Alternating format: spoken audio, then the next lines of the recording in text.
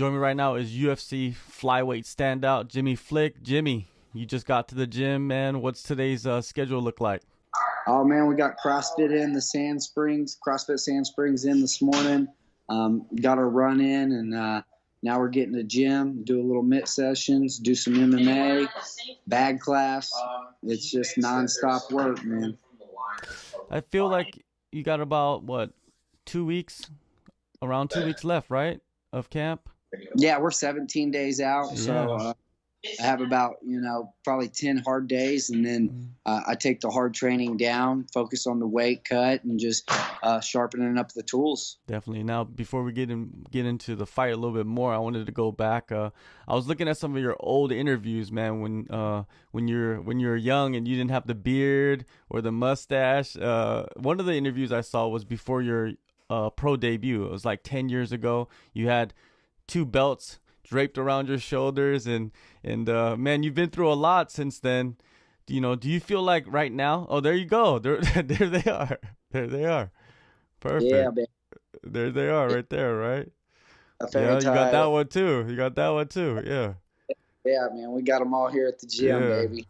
Those look nice. Now, going through so much, man, throughout the years, even like when I was thinking about you fighting at bantamweight too, because the UFC looked like they were going to get rid of the flyweight division. Do you feel right now, at 30 years old, you're at your fighting prime, physically and mentally? Oh, yeah, we're at the peak of our career right now.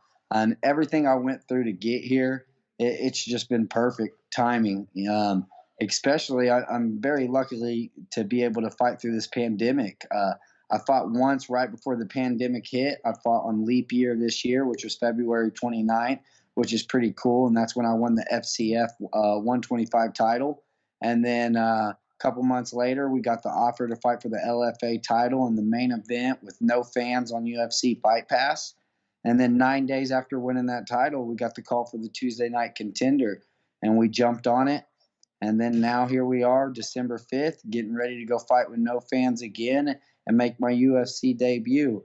I started in this sport. I've been a professional for 10 years, and I've been fighting for 11 years now. So everything has helped me lead up to this moment, and knows that I'm more than ready for this opportunity. And I know how to peak at the right time. I know what to do in my training. My diet has gotten better. Now that I'm 30 years old, I wouldn't imagine I was going to still be fighting at 125, but that's where I feel comfortable at. And I'm not a very big 135er, so I'm excited that the UFC still has the flyweight division open. Do you feel like that title fight in LFA allowed you to be more comfortable without having a crowd? So when you went into the contenders, it wasn't a big deal? Because I feel a lot of guys, they overhype themselves going into the contenders, and they don't perform the way that they're supposed to. Oh, most definitely. And I fought up in South Dakota. Flew all the way up there with just me, my coach, my other cornerman. Got the experience, was an underdog there as well. And to fight in the main event, and my opponent was coming out of Greg Jackson's camp. He was 10-1, a big prospect, and was supposed to be the next big thing. Never been finished as well. And I went out there and finished him in 38 seconds. And then we got the call for the Tuesday Night Contender, and I think it worked out great. No fans, got to fight in front of Dana White, and it was Nate Smith's first time fighting without fans, so I don't know how that affected him. But I know he trained at Team Elevation, so he trained at high elevation, and that's what I wanted to make sure, that my cardio was top-notch for that fight. So it was awesome to go out there and break him, wear him down, and show that I had better cardio than him. And I live here in Oklahoma. That's just a little bit over sea level. Yeah, you went in there and you performed phenomenally. I feel like a lot of people consider that fight, that performance, one of the best on the Contender Series this season. You got the contract. Did it take some time to hit you? Because you were pretty calm in the post-fight press conference. Oh, man, yeah, it took a while, man. But like you said, I've been in this sport for a long time, from my little interviews to my bigger interviews. I've gotten a lot better at this. All the experiences added up. I knew what I was going there to do, and I was prepared for, after the fight, what I was going to say, and everything went great. It couldn't have went no better. All right, now they got your UFC debut lined up against Cody Durden.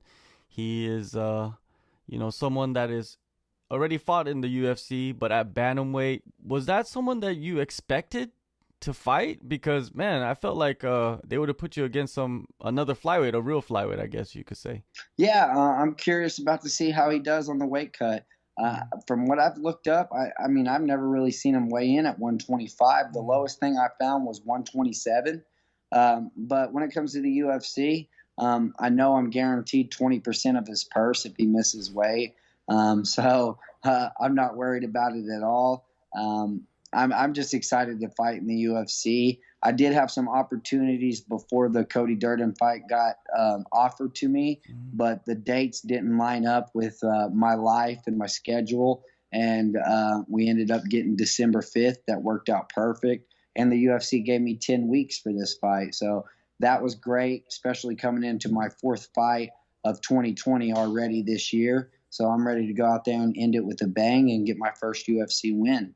Once you get an opponent official, what is the process you take to prepare for that fighter? My coach likes to watch a lot of video for me. We come up with somewhat of a game plan that we want to. I don't really have a game plan because I'm a fighter, and I feel like when we get in there and we start punching each other in the face, I'm not trying to stick to one game plan. I love the fight, and that's how I got my nickname too, the Brick. It's because my game's solid all over. So no matter where the fight's at, I'm comfortable. I'm good off my back. I'm good on top, and I got good stand up. And I haven't even showed my stand up all the way. I showed a little bit of it versus Nate, but he started breaking, so I ended up taking him down. Kept wearing on him. Got that submission in the third round. So for the Cody fight, we've just been preparing for everything because sometimes when you get two grapplers, we end up standing up, or if we get in the grappling exchange, I will be comfortable. I think he thinks he's going to be comfortable. So I'm excited to see what happens. You mentioned your coaches. Talk about the team that surrounds you and some of your sparring partners that are preparing with you. Yeah, I train here at Forza Combat Sports. Most of the time, I'd say about 85% of the time now. I got some other local gyms where I jump around. I get my jiu-jitsu in. The Sand Springs Wrestling, they open the doors up for me to go over there and wrestle. It's where I grew up wrestling.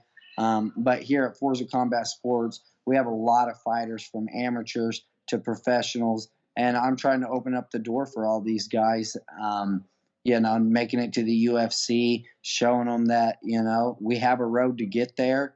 And if you do all the right things, you can make it happen. And we got awesome training partners. And I bring in Cody Carstetter, Jared Patterson. They're high-class wrestlers. Daniel Cormier brought it up during my fight when I was fighting. So here in Oklahoma, we got everything. So I'm excited. I'm like Bryce Mitchell. I don't feel like I have to go travel to these high up gyms to, get all the work that I need to.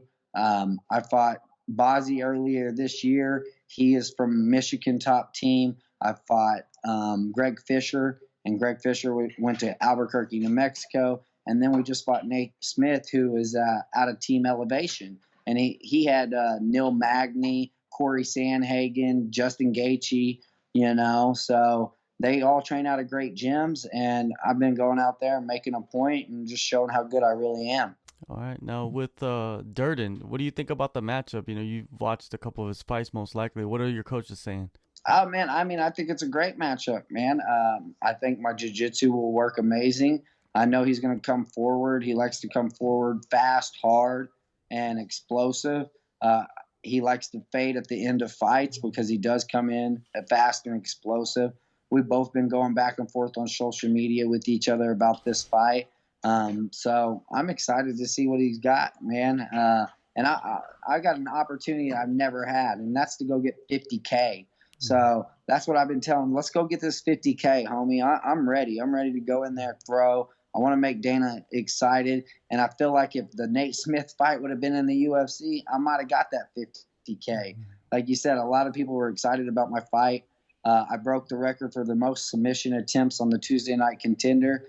They logged it at 6, but it's more like 12. But I don't know what they consider a submission tip. But that guy gurgled the whole fight. I tried to break his arm twice, and in every fight. It's killed or be killed, and that's what I'm looking to go do against Cody Durden. When you look at your goals in the UFC, do you plan on being the guy that is winning fights, winning bonuses, or do you want to be the guy that becomes the champion eventually? Because it seems like there's certain like paths for different fighters. Man, I'm trying to follow Brandon Royval right now, man, and I want to fight Brandon Royval, and I'm right behind the guy. He won the LFA title right before he went to the UFC. Unfortunately, he won it in 23 seconds. I won it in 38 seconds. So he beat me there. So now, you know, he jumped in the UFC. He fought Tim Elliott, got 50K, then turned around and fought the Cara France guy and got another 50K. And now he's basically, in my eyes, fighting for the #1 contender spot based on if they're going to give Cody Garbrandt another shot to make the flyweight since he pulled out of the fight this weekend. And you got Alex Perez fighting too. He's got an opportunity to be the first Tuesday night contender person to win the UFC title. So those are two guys that I'm chasing right there. That's what I want. So I want to go make a statement against Cody Durden, and then I'm hoping to shoot for a top 15 opponent. I was trying to get a Jussier Formiga, and then I found out Jussier just got released from the USC. So I want to chase a top 15 opponent after this fight. I'm not looking past Cody at all, though, because I know he's tough. He's aggressive. He trains out of American Top Team in Coconut Creek, Florida right now with the Lima brothers. And so the guy comes out of an amazing camp, so we're not looking past him at all. But we are looking in the future, and the future is to be the UFC champ and try to do it fast as possible. How do you see your first win in the UFC octagon playing out? A finish. That's how I predict all my fights. It doesn't matter how. Obviously, I don't say knockout because I got 13 wins by submission out of my 15 wins. I have 2 decision wins, and it was over the same guy twice early in my career. And but I always look for the finish. I've got screwed on the scorecard once, and I have a decision loss where I feel I dominated the fight. And I do everything in my power to not go to the decision. But I also make sure that I dominate the fight at all aspects just in case it does go to a decision, as you can see in the Nate Smith fight. But there's still 2 minutes left. His coach kept saying I was going to grind out a decision, and we choked him out with 2 minutes left. It doesn't matter if it's in the first, second, or third. I'm always looking for that finish. How is that, being able to hear your opponent's corner yelling out instructions, and does that kind of switch up things in your mind a little bit? A little bit, man, and it actually worked out in Nate's favor, dude, because Nate has a really good coach in that last fight, and I feel like that's how he defended so many submissions, because everybody was like, oh, man, he got out of this, he got out of that, he got out of this. Well, there's no fans, man, and when there's no fans, you can hear your coach. And, you know, you got a good, smart coach, you know, so his coach was on top of everything. They knew I was the jiu-jitsu guy, but it's also got its pros and its cons. With the Greg Fisher fight, I heard what his coach was trying to do, kept telling him to push down on my head when he was trying to stop my shot. So I put my head on the outside, and I switched the double leg on him, and his coach wasn't prepared for that. So it is very different. But I can't wait to have fans back in the UFC, hopefully next year. And I want to see what it's like to walk out in front of 10, 20,000 people. On the local circuit, I think the most I've fought in front of is maybe 3,000, 5,000 tops, maybe. So to make the walk in the UFC without fans has not been an issue. And I'm excited for when we have fans back to make that walk with 10, 20,000 people. Do you think when crowds were there, a fighter was in a submission, and you know, it's hard to differentiate like who your coach is and who's someone yelling out from the crowd, and then they're listening to the guy in the crowd and they end up getting tapped out because they listened to the wrong person? Do you think that has ever happened? It's a possibility, man. I'm not 100% sure on that, though, because I get like tunnel vision. People ask me if I get nerves. I don't have no nerves, man. I mean, I'll have nerves before the fight and a little bit of I'll have a little nerves before the fight, like at weigh-ins or something like that. But when I make the walk, I don't have no nerves. I have tunnel vision. And when I'm in the fight, all I can hear is my cornerman. And that might just be from wrestling my whole life. I've wrestled, and I'm used to big crowds, and you happen to hear your coaches. There's other wrestling matches going on. We have like 20 mats, you know. So I'm used to all of it. So every fighter could be different. But with the no fans, you can obviously hear your coach. And I think that helps out with a lot of fighters. Definitely, man. Well, December 5th, UFC Las Vegas. It's going to be a great fight, man, a great matchup.